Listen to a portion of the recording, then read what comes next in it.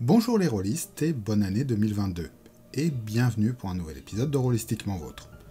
Nouvelle formule, mode flemme, face à la webcam, un peu à l'arrache, plus de tournage au réflexe que je n'arrivais de toute façon jamais à régler correctement, sûrement moins de gags, désolé pour ceux qui trouvaient mon humour irrésistible.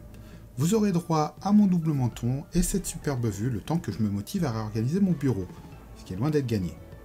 Et surtout, j'ai rangé le professeur Tentacule. Abstract Donjon donc.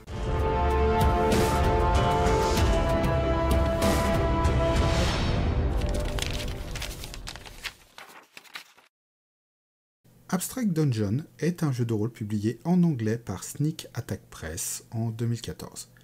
Il bénéficie d'une traduction sous le titre Abstract Donjon depuis 2018, réalisée par les 12 Singes, maison d'édition que j'ai déjà évoquée dans mes vidéos sur Trinité. C'est bien évidemment de cette version française dont je vais vous parler aujourd'hui. Voici l'objet. Abstract Dungeon, c'est un livre format A5, couverture souple de 208 pages avec un intérieur noir et blanc. Je trouve le livre agréable à lire, le texte est clair, la mise en page est sobre, les titres se démarquent facilement, permettant de naviguer avec facilité dans l'ouvrage. Les illustrations intérieures sont plus nombreuses que dans la plupart des jeux des 12 Singes, mais personnellement je les trouve assez meh. Même en tenant compte des goûts et des couleurs, franchement, je pense pas que qui que ce soit achètera le bouquin parce que sa charte graphique lui a tapé dans l'œil. En fait, ça colle avec ce que fait, je trouve, la plupart du temps, les 12 Singes, et que je trouve est une bonne chose, à savoir, il privilégie la mise en page et la facilité de lecture à une mise en page full couleur, très jolie, tape à l'œil, mais qui peut parasiter en fait la lisibilité de l'ensemble. Pour ce qui est du background, en fait il n'y en a pas. Enfin, vous avez un petit cadre Medfan à la fin du bouquin qui sert de toile de fond aux 4 scénarios fournis et qui permet d'utiliser le système sans avoir à vous prendre la tête à créer votre propre univers. Mais oui, Abstract Dungeon c'est avant tout un système de jeu, qui est présenté pour être simple et rapide, tant dans la création des personnages que la résolution des scènes. Il permet une grande flexibilité des approches pour les joueuses, les encourageant à être imaginatives dans leur description et pouvant tout aussi facilement servir pour de grosses campagnes que pour une petite partie en mode apéro. Et ça, c'est ce qui est expliqué dans la très claire introduction de la VO. Parce que la version 12 Singes, je vais en reparler. Du coup, parlons du système, puisqu'il s'agit du cœur du bouquin.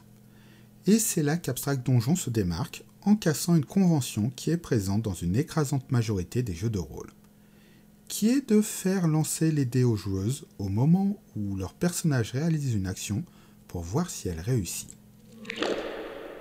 Quoi? C'est un jeu de rôle sans dés, c'est ça? Il utilise une alternative genre carte, tour de Jenga, ou une dépense de points. C'est plus rare, mais c'est pas original. T'en as même déjà parlé de jeux comme ça sur la chaîne. Tu me déçois. Non, le jeu utilise bien du hasard et des dés, mais le fait d'une façon différente de ce à quoi on est habitué. Ici, les joueuses vont lancer l'ensemble des dés, que des dés à 6 faces, au début de la partie, puis dépenser les résultats obtenus pour surmonter les obstacles et avancer dans l'intrigue. Concrètement, à quoi ça ressemble? Eh bien, le personnage est défini par 4 caractéristiques, qui en français ont été traduits par force, dextérité, sagesse et intelligence, ce qui ne correspond pas tout à fait au terme de la VO, mais bon. Et donc à la création, ces caractéristiques ont des valeurs de 1, 2, 3 et 4 dés. Le personnage dispose aussi de 3 traits, qui ont une valeur de 1 dé et qui servent à le typer. Cela peut servir à recréer une classe de donge, par exemple en lui donnant rage du berserker ou magie d'abjuration, mais en fait, tout ce qui peut servir à définir le personnage et à résoudre une situation peut être un trait. Et donc, selon comment vous vous accordez à la table avec le MJ, un personnage pourra enchanter sa lame, être déjà mort ou être un clown flippant. Comme je l'expliquais plus tôt, au début de la partie, les joueuses lancent les dés correspondant à leurs caractéristiques et leurs traits. Par exemple, pour le barbare Barbarion, ça va donner ça. J'ai donc ces valeurs-là pour avancer dans le scénario. De son côté, le meneur de jeu, lui, va présenter des situations à surmonter. Cela peut être des obstacles passifs, comme une porte enchantée bloquant l'accès à une salle du trésor, ou cela peut être des ennemis ou des défis, des obstacles dangereux comme une salle piégée. Quand une telle situation émerge, le meneur de jeu jette alors le ou les dés correspondant à la difficulté, et les joueuses, elles, vont dépenser des dés de leur réserve pour égaler et surmonter les résultats obtenus par le meneur de jeu. Et là où c'est intéressant, c'est que c'est la joueuse qui va décider quelles ressources elle va exploiter pour surmonter l'obstacle. Pour passer une patrouille gobelin, on pourra par exemple piocher dans sa force pour les écraser physiquement, mais sinon dans son intelligence pour repérer comment les éviter, ou lancer un sort de discrétion, ou bien utiliser le trait alliance ancestrale pour les convaincre de vous laisser passer en respectant d'anciens pactes. Tout le système tourne autour de ce principe d'attrition, où les joueuses vont dépenser ou perdre leurs ressources. Oui, il n'y a pas de point de vie dans le jeu. Quand vous ne vous débarrassez pas d'un monstre ou d'un défi et que celui-ci tape, il fait baisser les valeurs des dés d'une caractéristique. Et quand on n'a plus de dés, on est KO. À cela s'ajoutent bien sûr quelques subtilités comme pouvoir additionner les dés entre plusieurs personnages, utiliser une autre caractéristique ou un trait pour encaisser une attaque, les objets magiques, les récupérations, etc. Mais je viens de vous expliquer le gros du système. On pourrait penser que cette façon de faire, lancer tous les dés des joueuses au début de la partie, pourrait être anecdotique. Mais après plusieurs parties, aussi bien comme meneur de jeu que comme joueuse, je me suis rendu compte que cela avait un véritable impact sur le déroulement de la partie. Dans Abstract Donjon, à moins de choisir sciemment d'échouer, les personnages des joueuses vont réussir la plupart du temps leur action. L'intérêt en cours de partie et l'incertitude ne va finalement pas venir de savoir si le personnage va passer cet obstacle, mais comment. Quelles ressources il va sacrifier pour cela. Cela évite bien sûr d'avoir le syndrome du PJ qui meurt dans la première demi-heure, et soit on arrête tout pour créer un nouveau personnage, soit la joueuse du personnage perdu va jouer à la console pendant que les autres continuent l'aventure. Ça permet surtout d'être assez confiant dans le fait que les personnages joueurs vont arriver au bout de l'intrigue. Et c'est lors de cette scène-là que toute la tension va se jouer.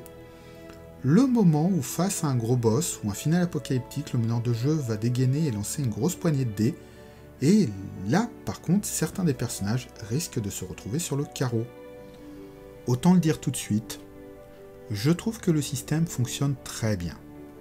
C'est simple à prendre en main, c'est facile à expliquer, les personnages se créent rapidement, et le fait que tout se gère de la même façon permet de ne pas se prendre la tête avec des sous-systèmes et de créer l'avatar dont vous avez envie.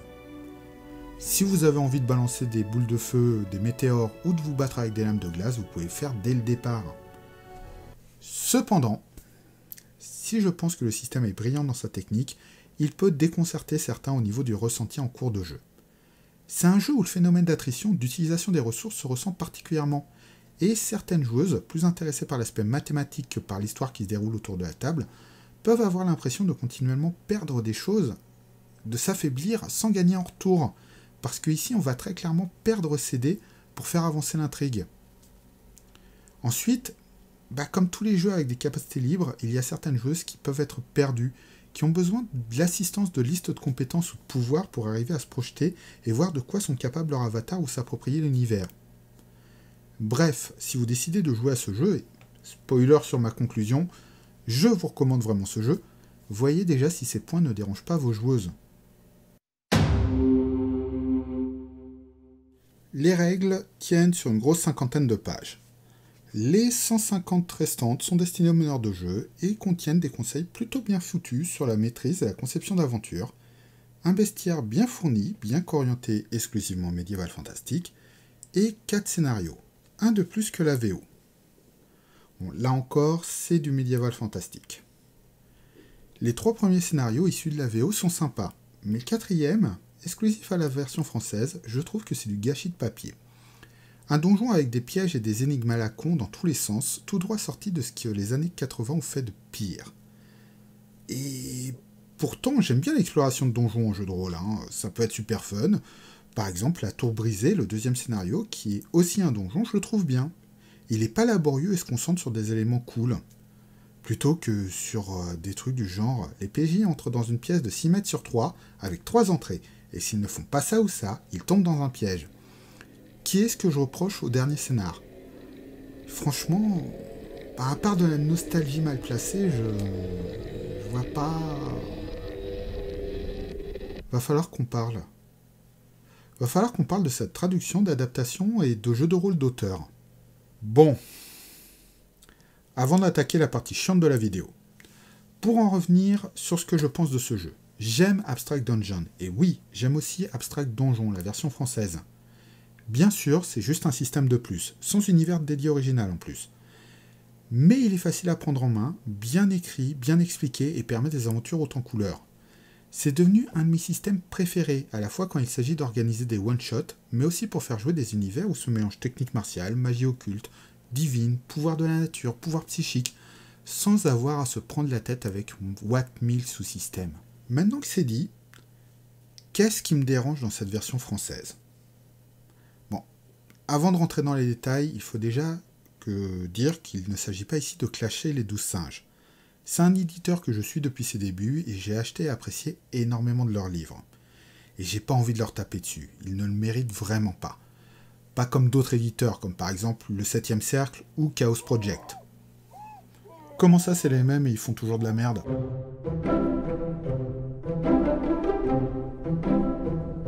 Bref, j'apprécie le travail des 12 singes, sincèrement.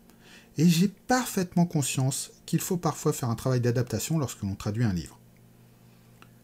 Par contre, je pense qu'il y a une différence entre profiter de la traduction pour boucher des trous dans un jeu, comme ils l'ont très bien fait lors du passage de Enemy Gods à Dieu Ennemi, et de l'autre côté virer carrément la vision de l'auteur pour mettre la sienne à la place. Car Abstract Dungeon en VO, c'est l'œuvre d'un auteur, Matthew Johnson. Et cet auteur, il a une vision, et cette vision de son jeu, il la partage dans une introduction de 4 pages. Une introduction très claire où il explique les forces et faiblesses de son jeu et ce qu'il propose. Et cette introduction, elle a disparu de la VF. Et ça me dérange. Alors, je défends pas l'idée, comme d'autres le font, qu'il faudrait qualifier le jeu de rôle de 11e art. Par contre, je pense sincèrement qu'il existe du jeu de rôle d'auteur. Il ne s'agit pas ici de faire une hiérarchie entre jeu d'auteur et jeu produit. Il y a du merdique, du bon et de l'exceptionnel des deux côtés. Mais donc, il y a pour moi des gens qui ont une vision de leur œuvre, de leur jeu, qu'ils cherchent à partager, que ce soit implicite à travers toute leur ludographie, à la manière qu'on peut rapprocher de la politique des auteurs du cinéma. Par exemple, je pense à Antonino Combrexal, par exemple. Quand je lis un de ses jeux, je reconnais sa patte, ses obsessions. Mais ça peut être aussi plus explicite, un peu comme une préface d'un livre, avec par exemple un auteur qui prend la peine d'écrire 4 pages pour présenter son jeu. À la place, on a 2 pages où les 12 singes s'autocongratulent de nous avoir donné cette VF. Et surtout, on a ces reliquats des années 80. L'intro en livre dont vous êtes le héros tiré de l'œil noir qui ne sert à rien, le donjon qui sent le moisi dont j'ai déjà parlé, la traduction des caractéristiques de façon à coller au plus à D&D, et des exemples qui plagient des scènes de la BD de la quête de l'oiseau du temps. C'est gênant. C'est gênant de voir ce que j'imagine être une bande de vieillards s'accrocher comme ça à leur gloire passée et parasiter, selon moi, cette traduction.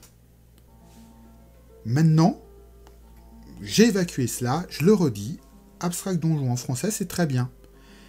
C'est bien traduit, c'est facile à lire, à prendre en main, c'est plus joli que la VO, et il n'y a sûrement qu'un casse-couille comme moi pour se prendre la tête sur le sujet après avoir vu les 2 versions. Donc j'ai envie de vous dire, n'hésitez pas à lui donner votre moula si vous cherchez un système de jeu plutôt héroïque pour ajouter dans votre ludothèque. Je ferai sûrement une petite vidéo complémentaire sur les suppléments fournis avec le financement participatif initial.